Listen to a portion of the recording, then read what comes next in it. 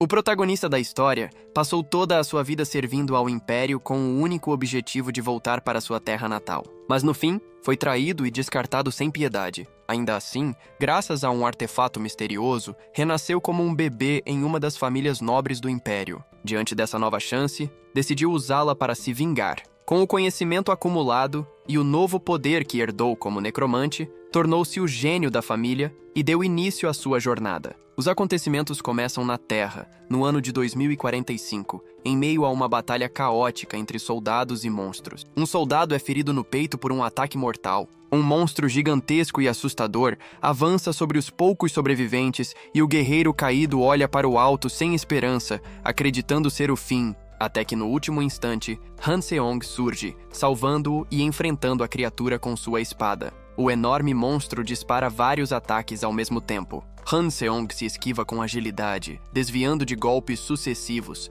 até contra-atacar e destruir um dos tentáculos da criatura com um disparo certeiro. Ele chama o soldado salvo e revela ser o comandante supremo da última força de defesa da Terra. Com voz firme, ordena que o homem se levante e continue lutando. O soldado obedece, empunha o rifle e retorna à batalha. Enquanto ao redor deles, um enxame interminável de monstros simboliza a guerra que já dura décadas. Han Seong comenta que restam poucos inimigos e que finalmente está diante de seu alvo. Ele avança determinado. Mas quando chega até o último monstro, um enorme círculo mágico dourado aparece diante dele, fazendo-o parar, surpreso. Ele se pergunta, atônito, o que seria aquilo? Um de seus soldados o chama, assustado com o desaparecimento repentino do comandante. Han Seong ouve uma voz misteriosa chamando-o para responder ao chamado. Correntes douradas o envolvem de repente. À sua frente surge um velho mago, impressionado por ter conseguido invocar o lendário herói de outro mundo. Han Seong, confuso, tenta entender aquelas correntes brilhantes e onde está.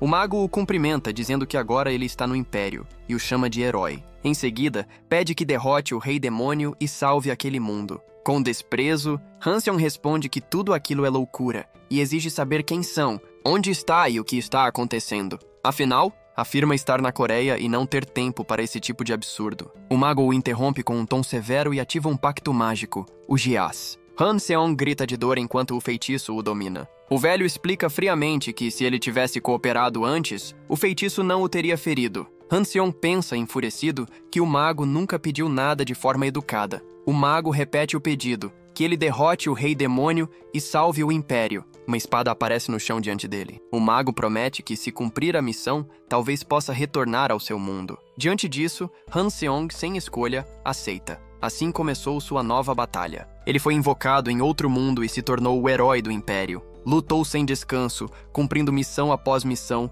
eliminando inimigos a mando dos nobres. 3 anos se passaram, depois 5, depois 10. Han Seong dedicou toda a sua juventude à guerra contra o exército do Rei Demônio Baelor, sonhando todas as noites em voltar para casa. Quando finalmente o derrotou, acreditou ter conquistado sua liberdade. Mas o mesmo mago retornou, trazendo uma nova tarefa. Han Seong protestou, furioso, dizendo que isso quebrava o acordo. O mago respondeu friamente que salvar o Império não terminava com a morte do Rei Demônio. Era preciso eliminar também aqueles que se opunham à unificação para impedir o surgimento de rebeldes. Havia apenas uma última ameaça, um homem perigoso chamado Bottle, da nação noturna de Teutonia. O mago prometeu libertá-lo após essa missão e, de forma manipuladora, perguntou se ele ajudaria só mais um pouco. Han Seong, amargurado, pensou que não tinha escolha. Era apenas um cão acorrentado e amaldiçoou o Império em silêncio. A cena muda para a queimada nação noturna de Teutonia. Han Seong se pergunta quando aquela escravidão vai acabar. No campo de batalha, ele enfrenta Bottle e o atinge com sua espada. O inimigo o chama de ingênuo, e Han Seong responde que não tem outra opção. Pede desculpas e Bottle o reconhece, o herói de outro mundo, Han Seong. Ferido, Bottle diz que ele também logo será descartado. Han Seong acredita que finalmente poderá voltar para casa. Mas então surge o Conde Brandenburg. Han Seong se vira, surpreso, e o conde o parabeniza por um bom trabalho. Antes de cravar-lhe a espada nas costas, Han Seong, atônito, reconhece o traidor. O conde o elogia por ter sido um guerreiro leal e valente, mas zomba dizendo que é raro ver um cão de caça tão fiel. Han Seong entende a amarga verdade. A promessa de retorno à terra era mentira. O conde comenta que não há motivo para manter um cão que pode morder o dono e se despede, deixando Han Seong cair ao chão. Em seus últimos pensamentos, ele amaldiçoa todos e jura que o Império pagará caro por isso. Enquanto a vida se esvai, a joia da ressurreição brilha em seu peito. Han Seong promete que nunca esquecerá essa humilhação e que destruirá o Império que o traiu. Naquela noite, sua vida chega ao fim, e outra começa. Em uma mansão nobre, ouvem-se parabéns à duquesa pelo nascimento de seu filho, Dali. A duquesa olha com ternura para o bebê e se apresenta como sua mãe. O recém-nascido observa a mulher e o homem ao lado dela, sentindo uma estranha familiaridade. De repente, reconhece o homem. É o Duque Jackson, o maior necromante e mago negro do Império. Han Seong compreende. Está em Necrópolis, o coração da magia negra, dentro da Torre da Magia Negra. Lembra-se da Pedra da Ressurreição, que concedia apenas um renascimento, e entende que o artefato funcionou. Ele havia escondido a joia em segredo, esperando o dia em que poderia quebrar suas correntes. O destino decidiu que ele renasceria como o filho mais velho da família Jackson, uma das mais nobres do Império. O bebê sorri. Nasceu com uma colher de ouro e em silêncio promete que, quando crescer e dominar a necromancia, fará o Império pagar. O Duque percebe que o bebê não chora. A duquesa, preocupada, pede à ama que o examine. A ama comenta que é estranho, pois a respiração do bebê está perfeita. Dali pensa que obviamente não vai chorar. Afinal, que idade acham que ele tem? A ama tranquiliza a duquesa, dizendo que está tudo bem, mas sugere que se quiserem vê-lo chorar, basta dar um tapa leve. A mulher o faz, e Dale reage com pequenos sons de protesto. O Duque comenta que é uma criança teimosa. A duquesa sorri e pede para segurá-lo. Dali pensa irritado que todos são tolos, que o bebê está perfeitamente bem. A duquesa, em vez de bater, o segura com carinho. Ao sentir o toque suave e caloroso no rosto, Han Seong recorda algo distante. Ele já havia esquecido como era sentir calor humano. Em sua vida anterior, nunca derramou uma lágrima. Mas agora, tomado pela emoção, chora pela primeira vez. 8 anos se passam. O Duque e a duquesa conversam em seu quarto, comentando como o tempo voa. Ela pergunta se Dale ainda está estudando, já que desde os 4 anos vive cercado de livros. O Duque brinca dizendo que o menino puxou a ela. Em seguida, comenta que Dale parece interessado em magia. A duquesa o lembra da promessa feita: nunca ensinar necromancia ao filho. O Duque confirma que lembra bem disso, e os dois passam a discutir o presente de aniversário do garoto. De repente, uma criada entra em pânico, avisando que algo está acontecendo com o jovem mestre na biblioteca. Os pais correm até lá e encontram Dale ajoelhado no chão, cercado por uma aura azul intensa. Ele os chama e eles gritam seu nome alarmados. A duquesa o abraça, aflita, mas ele garante que está bem. O Duque observa o ambiente, impressionado com a energia presente no ar. Ele pensa, surpreso, que um menino de apenas 8 anos conseguiu algo tão avançado. O Duque pergunta calmamente se foi Dale quem liberou toda aquela mana. O garoto congela. Pensa que cometeu um erro e que eles acharão estranho. Não sabia que conseguiria fazer aquilo tão cedo. Se não responder rápido, podem desconfiar de sua verdadeira identidade. Mas o Duque sorri e afaga sua cabeça. Esse é o meu garoto. Depois lamenta que não possa ensiná-lo necromancia. Dali se desespera por dentro. Como poderá se vingar se não aprender magia negra? A duquesa pede para ele voltar ao quarto enquanto os servos arrumam tudo. Quando o menino sai, o Duque diz à esposa, Helena, que teve uma boa ideia de presente para o filho. No dia seguinte, no grande banquete de aniversário, todos os nobres da região estão presentes. Os convidados murmuram, esperando pela aparição do jovem mestre. No andar de cima, Dale observa tudo, entediado com o barulho. Pensem como é estranho ver tanta gente reunida só por seu aniversário. Ainda não se acostumou a ser tratado como um jovem nobre. Ele não se preocupa com a festa, mas sim com a escrivaninha que destruiu dias atrás, quando sua mana saiu do controle ao lembrar da vida passada. Se pergunta quem deixou o livro sobre o herói ali. Reflete que é talentoso demais para desistir de aprender necromancia. Pensa em pedir isso como presente, mas logo descarta. Seus pais jamais aceitariam. Enquanto se afunda nesses pensamentos, a duquesa Helena aparece, dizendo que ele já esperou demais. Dali a cumprimenta e recebe os parabéns pelos 8 anos. Atrás dela há alguém. Ele pergunta quem é. A mãe o encoraja a se aproximar. Ela o apresenta. É a senhora Sabia, uma elfa e uma das anciãs da Torre da Magia Azul, especialista no elemento água. Helena anuncia que Sabia será sua nova professora. Dali fica chocado e a elfa, sorrindo, diz que está ansiosa para trabalhar com ele. Mais tarde, Sabia pede para conversar a sós e explica que foi contratada apenas para ensiná-lo magia do elemento água. Com um olhar astuto, pergunta se ele está decepcionado. Dali, surpreso, ouve enquanto ela observa que, sendo filho do Duque Negro, é natural que queira aprender necromancia. Ela explica que o casamento de seus pais foi selado com um juramento. O Duque prometeu nunca transmitir magia negra aos filhos, e isso é conhecido em todo o Império. Sabia recorda o dia do casamento, quando os magos da Torre Negra vestiram branco em sinal de paz. Afirma que essa união foi fundada nesse voto, e por isso será difícil aprender magia negra por enquanto. Mas promete convencê-los um dia. Por ora, pede que ele siga seus ensinamentos. Dale faz uma pergunta curiosa. Ele lembra que os elfos prezam pelas leis da natureza e quer saber se ela considera a necromancia uma aberração. Sabia sorri achando a pergunta interessante e devolve outra. E quanto ao poder sagrado dos sacerdotes, que também trazem mortos de volta, isso não é contra a natureza? Dale se surpreende. Ela conclui que, para ela, necromancia e ressurreição são o mesmo. Dali percebe que ela é diferente dos elfos comuns e pensa que talvez seja uma boa professora. Sabia propõe iniciar a primeira lição. Diz ter ouvido que ele formou fragmentos de um círculo de mana recentemente. O objetivo é expandi-los até formar o primeiro círculo completo. Dali aceita, empolgado. Sabia pede que coloque a mão sobre o coração e se concentre. Ela explica que aquele mundo é repleto de mana, mas apenas seres antigos conseguem controlá-la em estado bruto. Por isso, os humanos precisam de um círculo de mana, um filtro que processa a energia dentro do coração. Ela orienta que ele reúna os fragmentos e os faça girar suavemente. Dali entende, percebendo que o círculo é como uma gravação do fluxo de mana ao redor do coração. Sabia pede que comece devagar, lembrando que isso normalmente leva um mês. Mas Dale, em poucos instantes, diz acreditar ter conseguido. Sabia fica boquiaberta. É impossível.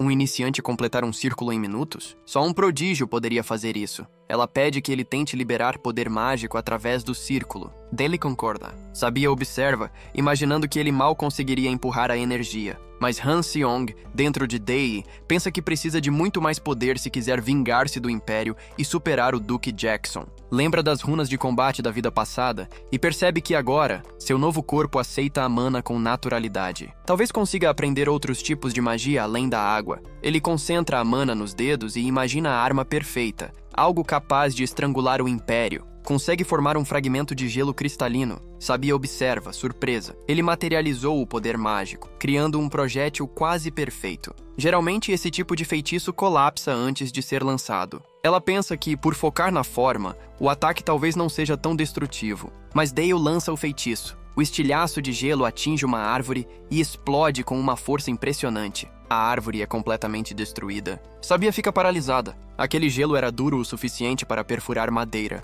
algo impossível para uma criança de 8 anos. Dale se vira e sorri inocente, enquanto Sabia o encara, maravilhada e confusa, sem entender quem realmente é aquela criança. Apesar de ser apenas um feitiço básico, Dali o executou com uma precisão impressionante, usando o frio ao redor para reforçar sua força. Com um olhar inocente, perguntou se havia cometido algum erro. Sabia o observava intrigada. A complexidade da fórmula mágica que ele usou era avançada demais para uma criança. Um garoto comum jamais seria capaz de criar algo tão refinado de forma inconsciente. Ela percebeu que Dale utilizara 3 fórmulas ao mesmo tempo: rotação, aceleração e compressão, o que os magos chamavam de a proporção dourada da magia militar. O fato de ele conjurar um feitiço tão preciso, destinado ao combate sem sequer perceber, era algo fora do comum. Dali a chamou novamente curioso, e Sabia disfarçou o espanto. Respondendo que não era nada, Sabia então compreendeu o motivo pelo qual o Duque, o Arquimago Negro, sempre demonstrava arrependimento. Mais tarde, em uma reunião, Sabia relatou o ocorrido ao Duque. Ele, surpreso, perguntou por que ela dizia não poder ensinar Dale. O Duque argumentou que, se o menino alcançou o primeiro círculo mágico em minutos, isso era justamente um motivo para treiná-lo ainda mais. Sabia explicou que assim que completou o primeiro círculo, Dale conjurou imediatamente um feitiço de combate perfeito. O Duque ficou chocado com a revelação. Sabia confirmou. Era difícil acreditar que uma criança de 8 anos criara um feitiço com uma fórmula militar perfeita, conhecida como a proporção dourada. Ela concluiu dizendo que o jovem mestre Dale tinha um talento inato para matar. O Duque ficou em silêncio, pensativo, e perguntou se Sabia estava dizendo que não pretendia ensiná-lo. Afinal, ela era uma anciã da Torre Azul que pregava justamente o oposto da violência. Sabia negou. Disse que, por esse motivo, sentia-se ainda mais motivada a guiá-lo pelo caminho certo. O Duque concordou, admitindo que, nesse caso, não havia razão para recusar. Sabia, continuou, revelando que Dale parecia ter um tipo de magia que realmente desejava aprender, a magia negra do próprio Duque. Ele ficou surpreso. A elfa, então, comentou que conhecia a história do amor do Mago Negro e que respeitava a promessa que ele fizera à Lady Helena, mas completou, com firmeza, que essa promessa não lhe dava o direito de decidir o futuro do filho, principalmente um com tanto talento. Enquanto isso, Dahlia ouvia tudo escondido no topo das escadas. Não entendia uma palavra do que diziam, mas tinha certeza de que o assunto era ele. Pensava no poder do feitiço que havia lançado e lembrava o quanto Lady Sabia parecia surpresa. Suspirou, prometendo a si mesmo ser mais cuidadoso ao controlar seu poder dali em diante. Seus pensamentos foram interrompidos por uma voz. Jovem mestre Dale? Ele se levantou e sorriu. Era um homem de armadura, o cavaleiro Helmet. Dale o cumprimentou com entusiasmo, chamando-o de tio Helmet, e perguntou por onde ele andava. Helmet riu e explicou que estava cumprindo seu dever, protegendo o ducado caçando monstros terríveis. Em seguida, levantou Dale nos braços. O garoto entendeu. Seu tio havia conquistado uma masmorra. Dale refletiu que, naquele mundo, o surgimento de uma masmorra ou uma invasão de monstros era um grande evento em qualquer província, uma herança dos tempos do Rei Demônio. Os danos dessas invasões nunca eram pequenos. Por isso, os cavaleiros locais tinham como dever principal conquistar as masmorras remanescentes das antigas terras do Rei Demônio e eliminar os monstros que escapassem delas. Ele explicou que, no Ducado de Saxon, a situação era ainda pior e, ironicamente, a culpa era dele mesmo, Han Seong, em sua vida anterior. Depois de derrotar o Rei Demônio, o Duque de Saxon foi incumbido de subjugar os monstros das terras conquistadas, transformando-as em território imperial. Em outras palavras, o Império havia passado o trabalho sujo adiante. De volta ao presente, Dale pediu ao tio Helmet que não se ferisse mais. O cavaleiro ficou emocionado com a preocupação do menino. Nesse momento, o Duque apareceu, e Dale o chamou alegremente. Helmet o cumprimentou com respeito, e o Duque o agradeceu pelo bom trabalho na campanha. Pouco depois, a Duquesa Helena chegou, curiosa para saber o motivo da reunião. Ela correu até o filho, entusiasmada, dizendo ter ouvido que ele alcançara o primeiro círculo mágico. "Incrível!" exclamou, abraçando-o. O Duque sorriu e parabenizou o garoto também, dizendo que se quisesse algo, bastava pedir. Dale hesitou. Pensou em pedir para aprender necromancia, mas temeu parecer esperto demais. Tentou pensar em um desejo que soasse comum para uma criança, então de repente anunciou. Queria uma irmãzinha. O Duque e a Duquesa ficaram completamente corados. O Duque respondeu sem jeito que iria tentar. Dale comemorou animado. Do lado de fora da torre, o Capitão Helmet gargalhava, enquanto outro cavaleiro pedia que parasse de rir da ideia inusitada do garoto. Mais tarde, Dale estava deitado em sua cama, exausto de ter que fingir ser um garoto inocente apesar da mente adulta. Sentia-se cansado, talvez por causa da magia. De repente, uma dor intensa o dominou. Ele se viu em um pesadelo. Diante dele estava Brandenburg, o traidor. O homem o cumprimentava, zombando. Há quanto tempo Han Seong chamou-o de instável, dizendo que havia amolecido rápido demais. Debochava, perguntando se ele estava feliz com sua nova vida. Bons pais, uma casa, conforto. Insinuando que, com o estômago cheio e o corpo aquecido, havia esquecido da vingança. O sorriso de Brandenburg se tornou sombrio. Afirmou que o Império o encontraria. Disse que o caçariam até o fim, até apagarem completamente sua existência. Dale acordou assustado, ofegante. A mana explodia ao seu redor, descontrolada. Apertou o peito, sentindo como se o coração fosse romper. Reconheceu imediatamente. Era um transbordamento de mana. Praguejou em silêncio contra o Império, acreditando que nem mesmo a morte o livraria deles. Saiu para respirar o ar frio, mas a crise só piorava. De repente, a professora Sabia apareceu, notando seu sofrimento. Surpresa, aproximou-se e diagnosticou o problema. Transbordamento de mana. Algo comum em crianças talentosas. Mas havia algo mais. Uma energia perigosa e densa emanando dele. Colocou a mão sobre o peito do garoto e começou a estabilizar o fluxo de energia. Pensou preocupada que se a magia de Dale fosse dominada pela raiva no futuro, seria tarde demais para salvá-lo. Conseguiu acalmá-lo. Dale, ofegante, percebeu que a mana havia se estabilizado. Sabia o chamou e ele respondeu. Ela explicou que a essência da magia é um espelho do coração. Por isso, o mesmo feitiço pode se manifestar de maneiras diferentes dependendo de quem o conjura. Disse ainda que o poder dele carregava um talento natural para tirar vidas, o que o tornava perigoso, mas também especial. Então, entregou-lhe um livro. Dale olhou o título e ficou surpreso. Era um grimório de necromancia. Sabia sorriu e disse que acreditava que o destino os unira, desejando-lhe um feliz aniversário. Dale ficou comovido e a abraçou, o que a pegou de surpresa. Ela riu, afagando seus cabelos e brincando que ele ainda era um garoto mimado, apesar de tudo. Dias depois, Dale e Sabia estavam nas planícies ao norte. Sabia perguntou se ele via o coelho. Dale confirmou. Ela pediu que lembrasse das caçadas com o pai. Ele se concentrou e lançou um feitiço de gelo, derrotando o animal com precisão. Sabia observou. Apesar do ato, os dedos dele não tremiam. Ela o chamou, refletindo sobre como cada conjurador manifesta a magia de forma única. Em seguida, questionou se ele sabia o motivo de não ter tremido ao tirar uma vida. Dale respondeu que não tinha certeza. Sabia explicou que a magia reflete a mente de quem a conjura. Ela materializa o que está no coração, tornando visível o interior do mago através das partículas de mana. Ela continuou, dizendo que nomes de feitiços, como Firewall, servem apenas para fixar uma imagem mental clara, e que todas as torres seguem esse mesmo princípio. Explicou que a Torre Vermelha valoriza a ordem através do poder, enquanto a Torre Azul valoriza a harmonia. Cada uma reflete sua filosofia na forma como molda a magia. Sabia mencionou que também existiam outras torres, a negra, a branca, a verde, cada uma com seus próprios ideais. Então, de repente, interrompeu-se, dizendo que aquele ensinamento ainda era cedo demais para ele. Dele ficou confuso. A lição prosseguiu. Sabia começou a ensinar os fundamentos da necromancia. Usando o corpo do coelho, mostrou como criar um morto-vivo simples. Explicou que a técnica consistia em canalizar mana para mover o corpo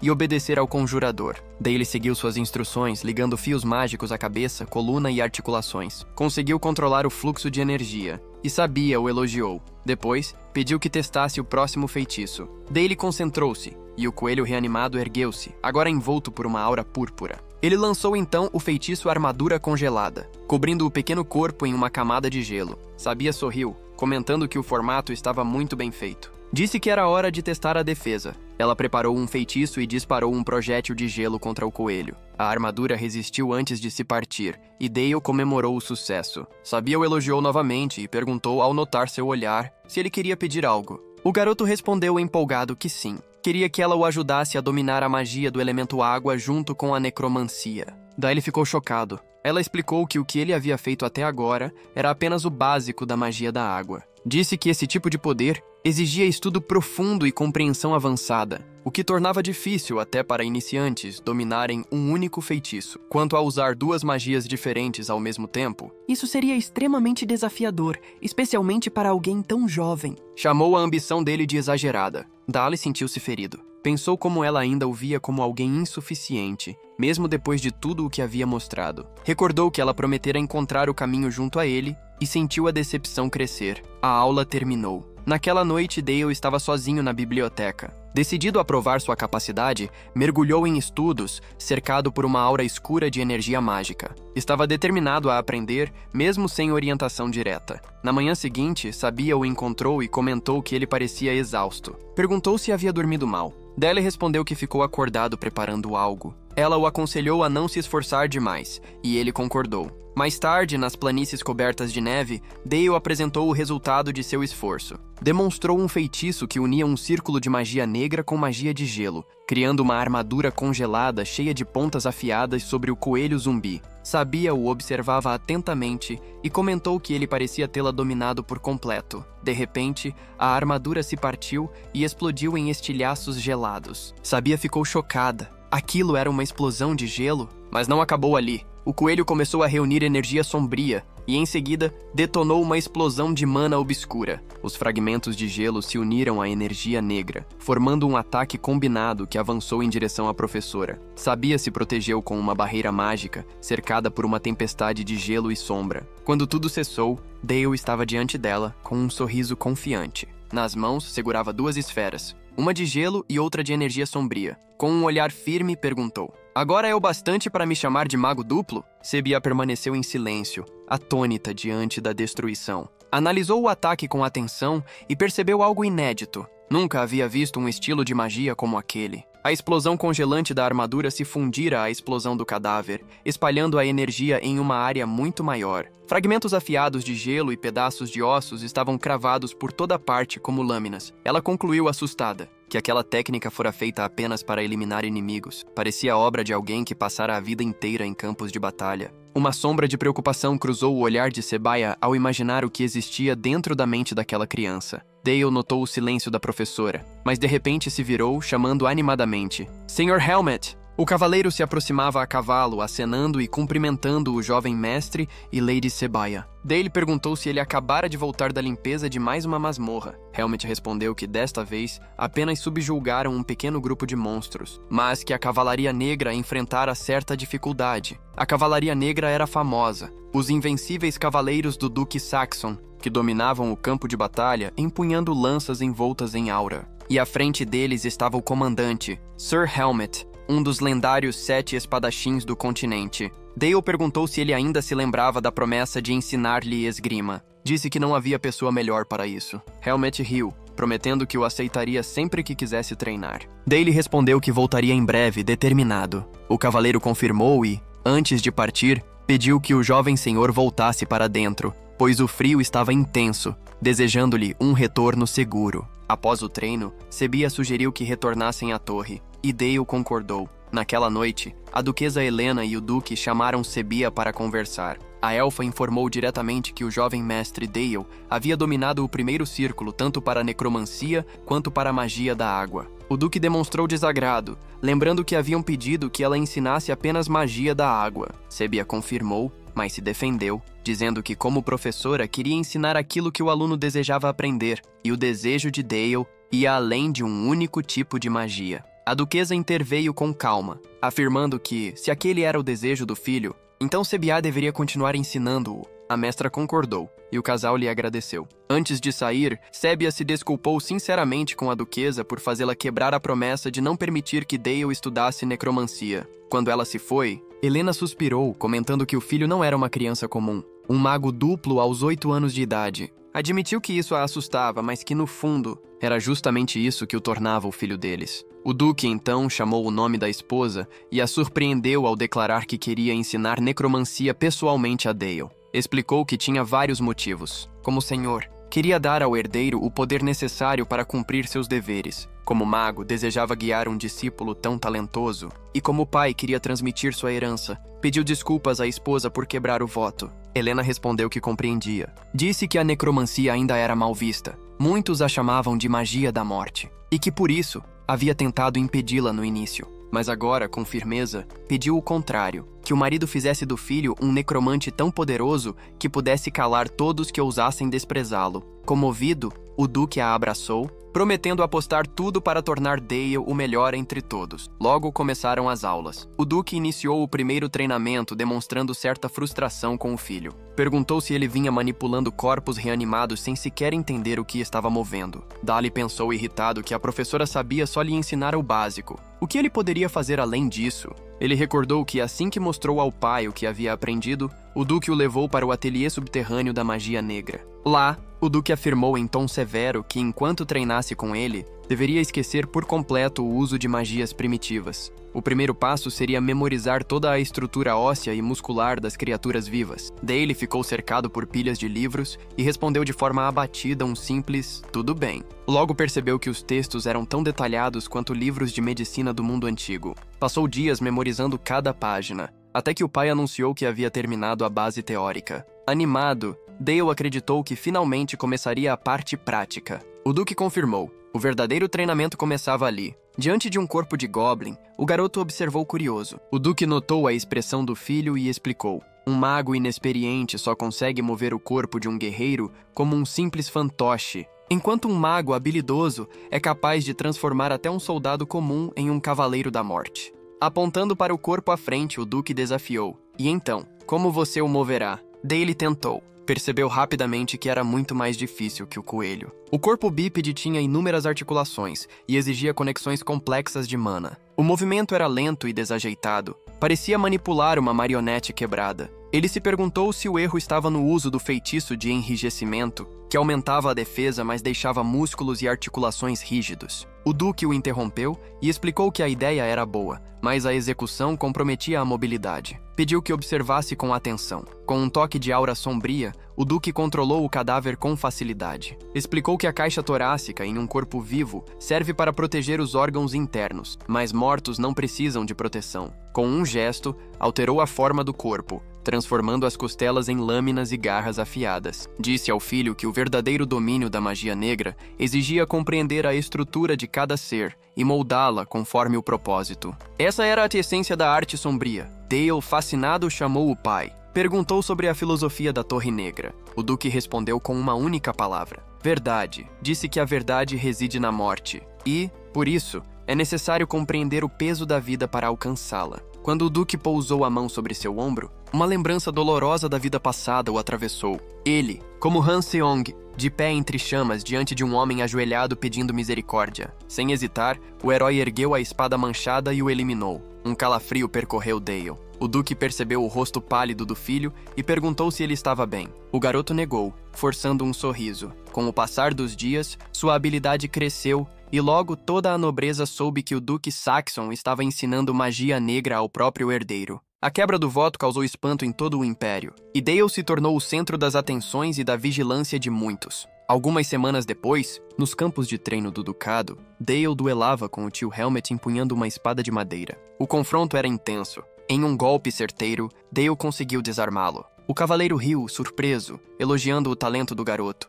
Dale retrucou, dizendo que um cavaleiro como ele jamais deixaria sua espada cair tão fácil. Helmet negou com firmeza. Garantiu que estava lutando a sério e que qualquer outro oponente teria sido derrotado em um único golpe. Elogiou a habilidade do garoto com a espada, lamentando que ele fosse mago. Comentou que magos costumam ser protegidos por guardas e escudos mágicos, sem precisar de tanta força física, e perguntou o motivo de tanto esforço. Helmet notou as mãos enfaixadas de Dale e o aconselhou a não se ferir tanto. Daí ele respondeu que tinha um motivo, claro. Disse com um sorriso que seria vergonhoso se o filho do Duque Saxon dependesse apenas de magia e guardas. Acrescentou que treinar com um dos 7 espadachins do continente era uma oportunidade que não poderia desperdiçar. Helmet gargalhou alto, dizendo que teria orgulho de ter um filho como ele. Dali sorriu satisfeito. Afinal, o elogio viera de quem mais admirava. Nesse momento, a duquesa Helena apareceu, comentando como pareciam animados. Dale correu até ela, perguntando o motivo de estar ali no frio.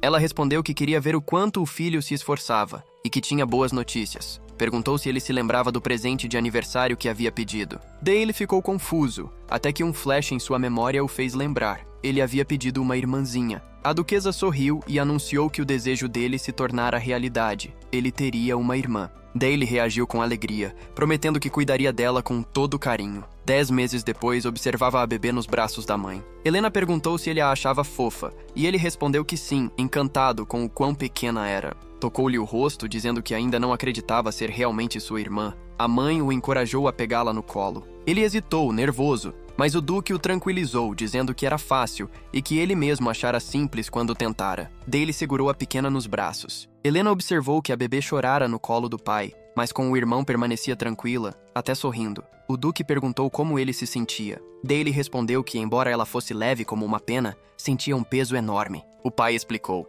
Aquele era o peso da vida, algo que ele nunca deveria esquecer. Logo depois, a duquesa o lembrou de que era a hora da lição. Lady Sabia o esperava. Nos campos nevados, a professora anunciou que fariam um duelo prático. Dali perguntou hesitante se podia mesmo atacá-la. Ela respondeu com confiança que sim, que usasse tudo o que tinha. O garoto formou um círculo mágico e lançou um enorme projétil de gelo. Sabia o segurou com facilidade, esmagando-o em sua mão e dizendo que era muito lento para um ataque inicial. Arremessou de volta um fragmento e gritou para ele erguer uma barreira. O impacto fez o chão explodir onde Dale estava. Ele se levantou, surpreso por ter conseguido se proteger a tempo. Sabia o observou admirada. Ele criara um escudo de gelo em questão de segundos. Elogiou-o e mandou tentar novamente. Dale respondeu criando um novo feitiço, a muralha de gelo. Tocou o solo e fez erguer uma parede espessa. Sabia estranhou o uso de um feitiço defensivo no meio de um duelo. Logo percebeu que o gelo estava denso, duro como aço.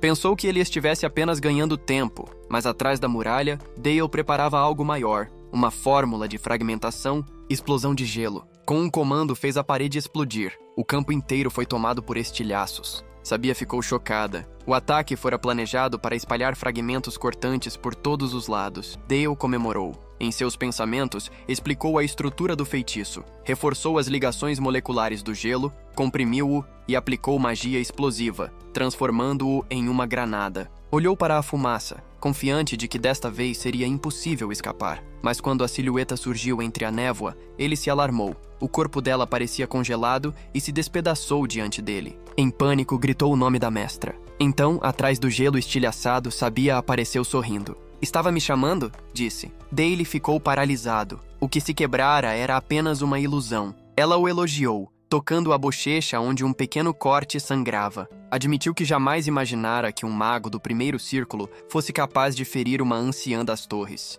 Dale se desculpou preocupado, mas ela o tranquilizou, dizendo que estava grata por aquele ferimento. Confuso, ele perguntou por quê. Sabia respondeu que aquele corte mostrava que ele confiava nela o bastante para lutar com toda a força. Ajoelhou-se diante dele e afirmou que, como professora, não poderia estar mais feliz. Ele perguntou se era verdade, e ela confirmou, chamando-o de seu excelente aluno. A mestra acariciou seus cabelos, elogiando a genialidade da magia que ele criara. Dale respondeu humildemente que tudo era mérito dos ensinamentos dela. Mais tarde, o Duque notou o pequeno corte no rosto de Sabia e perguntou o que havia acontecido. Ela respondeu com leveza que se ferira durante uma lição, elogiando a precisão inacreditável do feitiço de Dale. O Duque agradeceu novamente, dizendo sentir-se em dívida com ela. Sabia insistiu que ensinar um aluno tão talentoso era um prazer. O Duque então aproveitou a ocasião para fazer um pedido. Ela o encorajou a falar. Ele explicou que haviam recebido notícias de uma horda de orques atravessando a cordilheira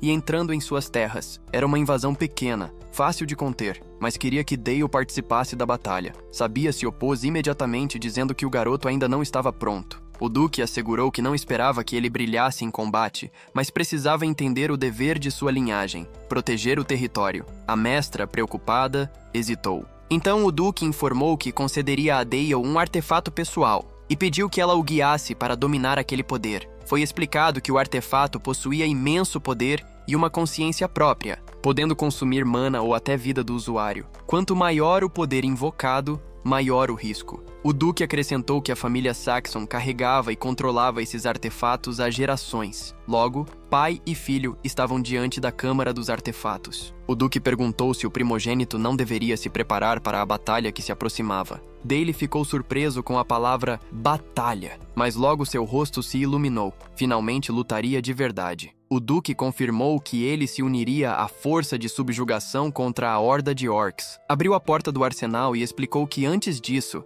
precisava aprender a dominar o poder sombrio da família Saxon. O lugar estava repleto de relíquias e objetos de mana. O Duque contou que todos vinham do antigo domínio do Rei Demônio, tesouros herdados de gerações, muito mais poderosos que artefatos comuns. Dale sentiu a energia pulsar ao redor. O pai o advertiu. Cada um daqueles itens era perigoso e não devia ser tocado até aprender a controlá-los. Mas, enquanto falava, percebeu que o filho havia sumido. Dale já estava mais adiante, procurando algo que o representasse. Então ouviu vozes, sussurros vindos dos artefatos. Diziam sentir o ódio dentro dele, a sede de vingança. Chamavam-no, oferecendo poder para destruir inimigos. Outros zombavam, chamando-o de covarde por hesitar. Dale percebeu que todos reagiam à sua raiva, mas nenhum o satisfazia. Ele precisava de algo ainda mais forte. De repente parou diante de um manto antigo. Não sabia há quanto tempo ele estava ali, mas o reconheceu imediatamente. O Manto das Sombras. Lembrou-se de tê-lo enfrentado em sua vida passada, usado por Duque Burda, o comandante do exército do Rei Demônio. O artefato era lendário. Permitia manifestar sombras em combate, tornando o inimigo quase impossível de atingir. O coração de Dale acelerou. Sem pensar duas vezes, decidiu vesti-lo. O Duque gritou seu nome, tentando impedi-lo, mas já era tarde. Assim que o manto tocou seu corpo, sua consciência foi tragada para um espaço escuro. Ali, uma voz ecoou dentro de sua mente, profunda, faminta e incessante. Estou com fome. Estou com fome. Estou com fome. Do lado de fora, o Duque observava atentamente a cena, comentando em voz baixa que o processo havia começado. Percebia que aquela sombra não era comum. No passado, os portadores do Manto das Sombras eram capazes de invocar tempestades sombrias e movê-las como se fossem criaturas vivas. Para dominar essa entidade, o usuário precisava subjugá-la completamente. Dentro de sua consciência, Dale encarava a criatura formada pelas sombras, entendendo que não seria uma tarefa fácil. Do lado de fora, o Duque e a Mestra Sabia assistiam, tensos, à enorme esfera de trevas que envolvia o garoto. Sabia demonstrava preocupação, dizendo que o tempo já havia passado do limite. O Duque advertiu que, se demorasse mais, Dale perderia a razão e seria engolido pela criatura sombria. Sabia se alarmou e o Duque decidiu que precisariam interferir à força para tirá-lo dali. Mas antes que pudessem agir, a escuridão começou a se dissipar sozinha. Quando a fumaça negra se desfez, Dale estava de pé, vestindo o novo manto. O pai o chamou e ele respondeu com calma. Sabia correu até ele, aflita, mas Dale a tranquilizou dizendo que estava bem, que tudo o que sentira fora apenas um leve formigamento. O Duque ficou atônito. Não conseguia entender como o corpo de uma criança podia suportar um artefato tão poderoso. Ainda confuso, viu o filho sorrir e perguntar se poderia testar mais alguns daqueles artefatos. O Duque e Sabia ficaram sem palavras diante do pedido. Mesmo hesitando, o Duque consentiu, e Dale o agradeceu animado. A exploração dos artefatos durou um dia inteiro. Alguns dias depois, no campo de treinamento do Ducado, Sir Helmet notou o manto sobre os ombros de Dale e reconheceu imediatamente. Esse não é o Manto das Sombras? Dale confirmou. Helmet comentou que aquele artefato era famoso por ser quase impossível de controlar e perguntou como o jovem estava se saindo. Dale respondeu com naturalidade, dizendo que, além de um leve incômodo, não sentia nada.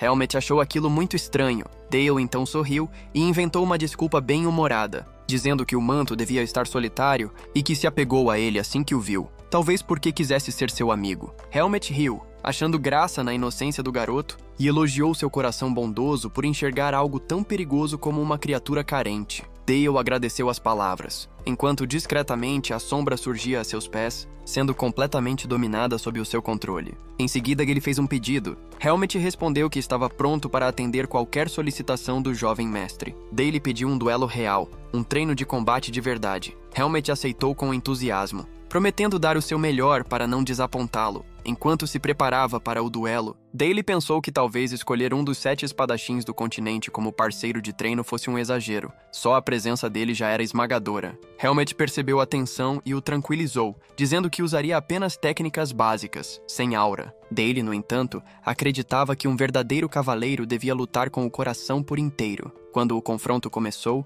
sombras emergiram do manto. Em seus pensamentos, Dale revelou seu verdadeiro objetivo: treinar o controle do Manto das Sombras sob o disfarce de um simples treino. Acreditava que o verdadeiro valor do artefato estaria em transformar as sombras em armas poderosas. Concentrado, lançou uma chuva de lâminas sombrias em direção a Helmet. O cavaleiro recebeu o ataque de frente, e Dale ficou surpreso ao ver que ele destruiu todas as lâminas apenas com força física, sem sequer usar aura. O poder de Helmet era aterrador. O cavaleiro riu alto, chamando a performance do garoto de excelente, e anunciou que agora era sua vez. Dale recuou, pronto para se defender, mas Helmet se surpreendeu quando espinhos sombrios brotaram do chão, bloqueando seu avanço. Helmet admirou o ataque, reconhecendo a habilidade do manto em criar emboscadas. Então desferiu um golpe com força total, atingindo as defesas de sombra. Dale gemeu com o impacto, sentindo o peso do ataque. Mesmo sendo pressionado, conseguiu bloquear os sucessivos golpes. Helmet ficou impressionado. Suas estocadas eram fortes o bastante para quebrar espadas comuns, mas Dale resistia.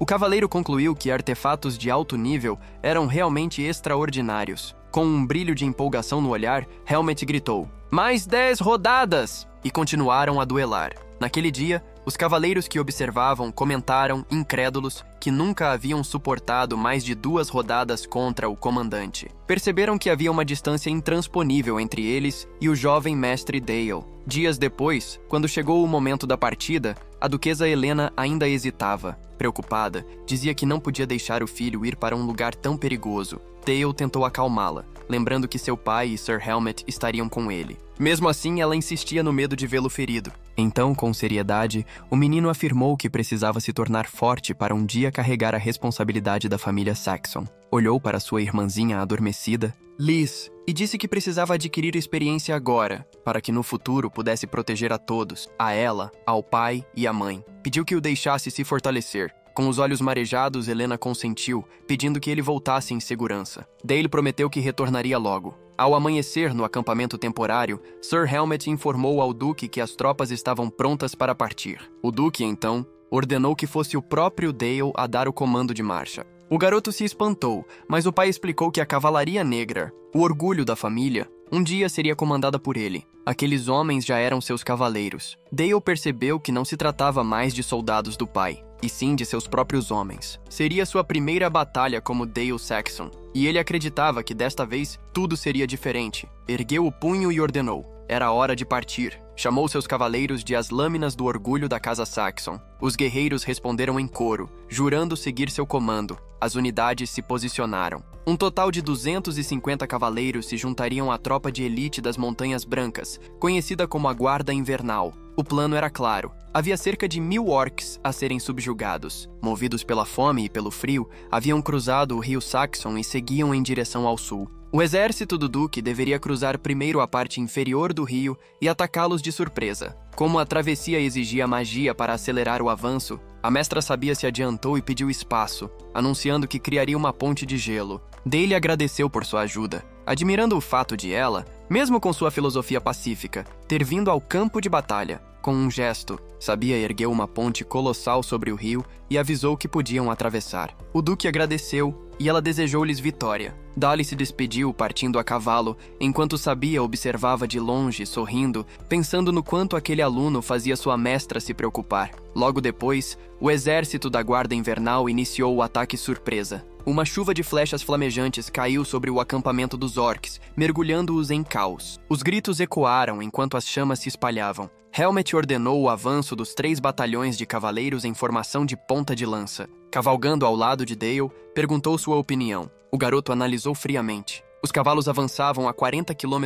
por hora, e o peso combinado com a lança de 3 a 4 metros, reforçada por aura, tornava impossível aos orcs resistirem. A investida rompeu as fileiras inimigas com facilidade. O Duque confirmou que aquele era o verdadeiro poder da cavalaria do Ducado. Helmet, no entanto, alertou que aquilo era apenas o começo. O confronto seguiu intenso. O cavaleiro explicou que o ataque surpresa fora bem sucedido, mas não suficiente para eliminar todos os inimigos. O plano agora era recuar e, em seguida, atacar novamente. O sinal de retirada foi dado. Enquanto as tropas recuavam, alguns orcs rugiam em confusão. Um deles lançou uma lança, atingindo o braço de um cavaleiro e derrubando seu cavalo. O soldado caiu imóvel no chão. Dale olhou para ele. Helmet, impassível, comentou que era um azar do campo de batalha. O Duque apenas observou, dizendo que perder um soldado era o preço da guerra. Mas, dentro de Dale, algo o impediu de aceitar aquilo. Viu um orc correr em direção ao cavaleiro ferido e percebeu que, se descesse a colina a cavalo, seria tarde demais.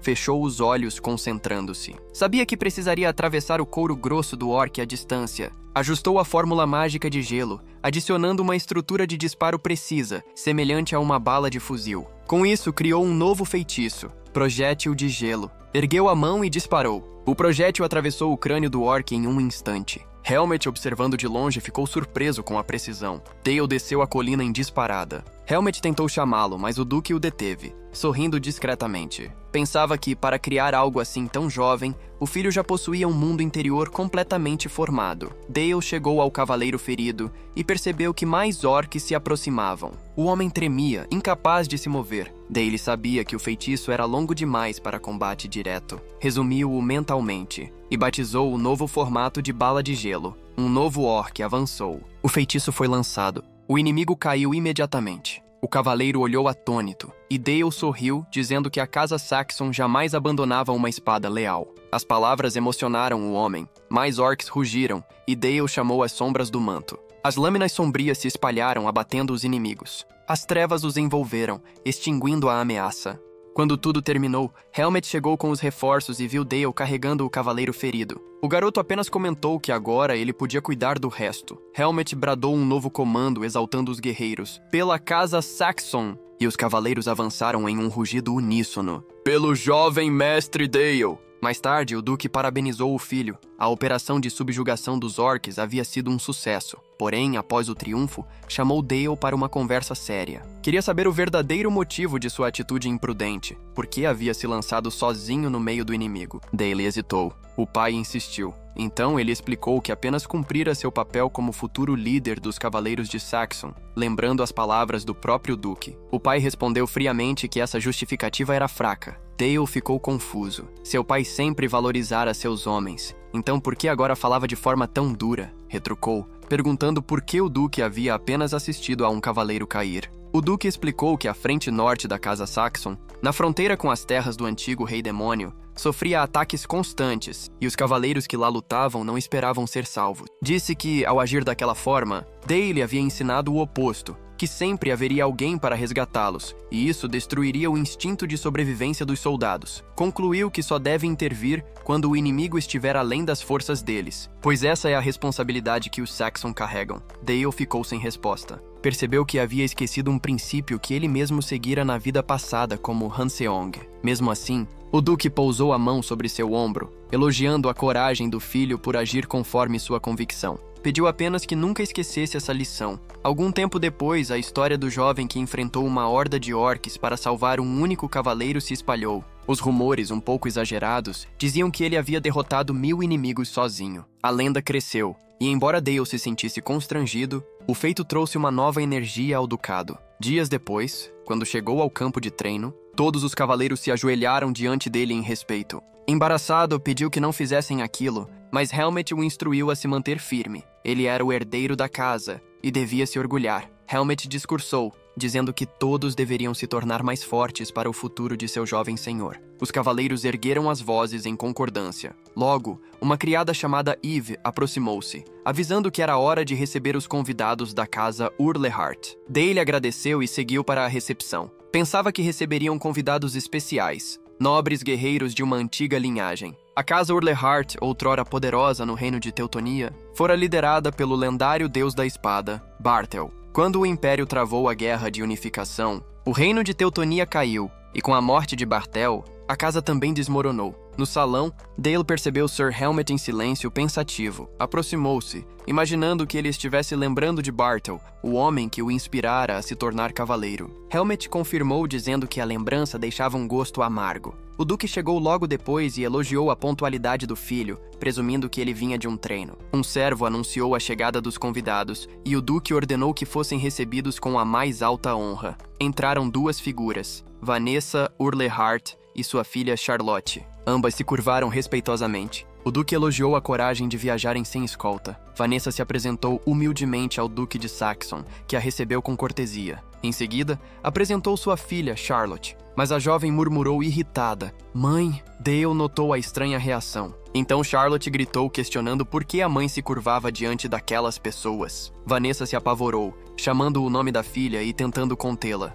Antes que a situação piorasse, o Duque interveio com calma, dizendo que deviam estar cansadas da longa viagem. Pediu que Dale mostrasse o castelo à visitante. O garoto se aproximou com gentileza e estendeu a mão, convidando Charlotte a acompanhá-lo. Mas a menina a afastou com um tapa e gritou para que não a tocasse. O salão ficou em silêncio. O Duque e a Duquesa, com o bebê nos braços, observaram surpresos, enquanto Charlotte os encarava com desdém, chamando-os de nobres imperiais arrogantes. Vanessa, desesperada, exigiu que a filha pedisse desculpas imediatamente ao jovem mestre Dale. Charlotte ignorou completamente as palavras da mãe e saiu furiosa da sala, batendo a porta atrás de si. Dale chamou por ela, pedindo que esperasse, mas ela não respondeu. Vanessa, desesperada, começou a se desculpar insistentemente pela atitude da filha, explicando que aquilo não era o comportamento habitual dela, que estava apenas abalada por algo que havia acontecido recentemente. A duquesa Helena, preocupada, perguntou o que tinha ocorrido.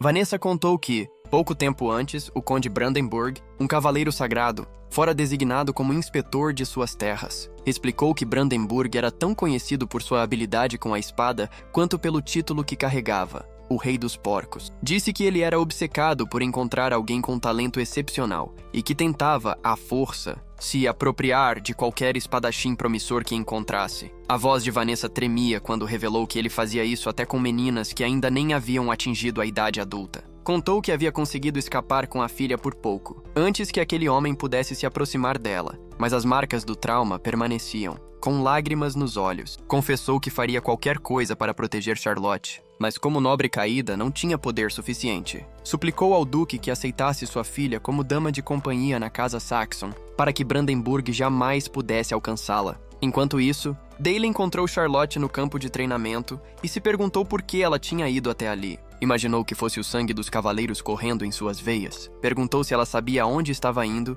e ela respondeu que não. Com hesitação, Charlotte perguntou se a mão dele, aquela que ela havia golpeado, estava bem. Ele respondeu que sim e disse para ela não se preocupar. Ela suspirou aliviada. Dale notou que ela havia chorado há pouco. Concluiu que, apesar da aparência orgulhosa e impulsiva, ainda era apenas uma criança tentando lidar com a dor. De repente, Charlotte se virou, sacou sua espada e declarou com firmeza que, nesse caso, ele deveria duelar com ela. Ordenou que Dale de Saxon empunhasse sua lâmina. Surpreso, Dale pensou que aquela garota realmente fazia tudo o que queria. Charlotte insistiu, exigindo o duelo. Dale perguntou o motivo, e ela respondeu que ouvira muitos rumores. Ela contou que diziam que ele era o jovem prodígio que havia derrotado 1000 orcs e salvado um cavaleiro caído. Dale sentiu o rosto esquentar, envergonhado. Sabia que a história fora exagerada. Charlotte continuou. Disse que, se o derrotasse, o garoto considerado invencível no Império provaria que era mais forte e mostraria ao mundo que podia proteger sua família daquele homem. Dale, intrigado, perguntou de quem ela falava. Charlotte respondeu com raiva contida. Conde Brandenburg. O nome fez o coração de Dale congelar. Ele reconheceu imediatamente. Aquele era o traidor do Império, o mesmo homem que o havia ferido no passado. Pensou que o destino estava sendo irônico. Mesmo assim, entendeu que, já que seus objetivos coincidiam, ela poderia ser uma aliada valiosa. Mas antes de qualquer coisa, precisava mostrar-lhe a realidade. Enquanto pegava uma espada de treino, disse calmamente que ela era apenas uma criança e que o atacasse com tudo o que tivesse. Charlotte respondeu irritada que o faria. Ela avançou, a lâmina vibrando com uma aura verde. Dale bloqueou o golpe. O som das lâminas ecoou, e os dois começaram uma troca veloz de ataques. Dale desviava e parava cada investida com facilidade. Analisava sua técnica. Percebia que, após cada bloqueio, Charlotte girava o pulso para lançar um contra-ataque rápido. Notou também que ela usava o mínimo possível de aura. Concluiu que estava concentrando energia apenas para controlar o florete, que era pesado demais para o tamanho dela. Pensou que, assim como os magos geram mana dos círculos, os cavaleiros ultrapassam seus limites ao reunir aura dentro do corpo. E sorriu internamente, reconhecendo que o talento dela era real. Sangue não mente. O duelo prosseguiu. Charlotte avançava com determinação, acreditando que se aquele era o limite dele, ela já estava vencendo. Então, flashes de memória a atingiram. Lembrou que o pai havia morrido antes de seu nascimento e que sua mãe sempre lhe contava histórias sobre ele, o lendário Deus da Espada. Recordou que, desde pequena, ouvira que deveria proteger a família em seu lugar, que deveria empunhar a espada com orgulho, que deveria continuar mesmo quando o reino de Teutonia caiu e o nome Earlhart desmoronou. Mas agora, diante de Dale, nenhuma lâmina parecia atravessar sua defesa. Por quê? Pensava ela. Por que não consigo atingi-lo? Ela investiu mais uma vez, mas Dale aparou o golpe com precisão impecável, desarmando-a em um único movimento. O florete voou longe. Charlotte caiu de joelhos, atônita, perguntando a si mesma como a filha do Deus da Espada podia perder daquela forma. Dale se aproximou lentamente. Ela o olhou com os olhos marejados e ele disse que o motivo era simples. Ela não era o Deus da Espada. Falou com firmeza que o orgulho que ela carregava não era errado,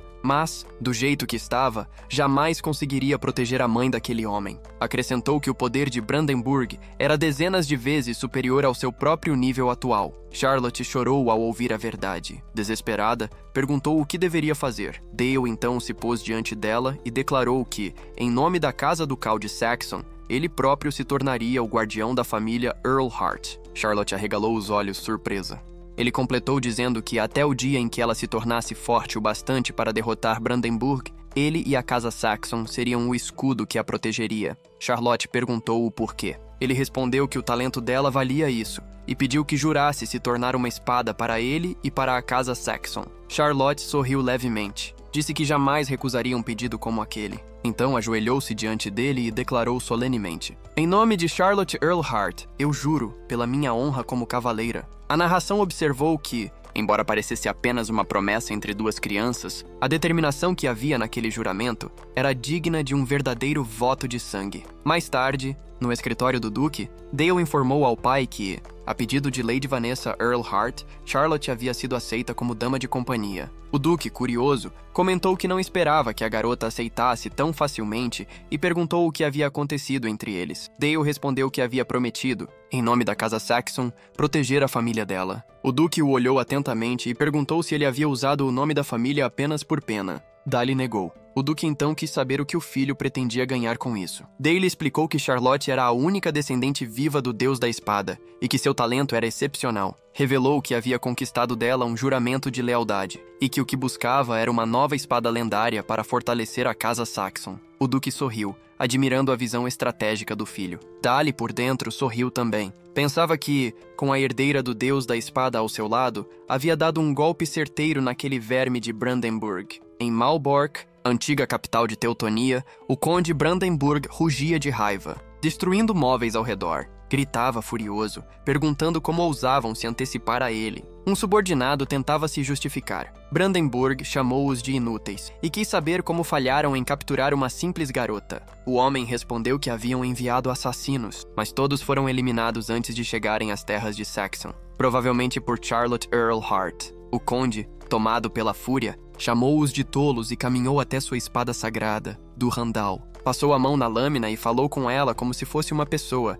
chamando-a de minha bela noiva. Prometeu que, custasse o que custasse, traria o sucessor perfeito para empunhá-la. Ordenou que chamassem a guilda dos ladrões e mandassem alguém até o ducado de Saxon. Disse que pagaria qualquer preço, até 1000 moedas de ouro, para capturar Charlotte e trazê-la de volta.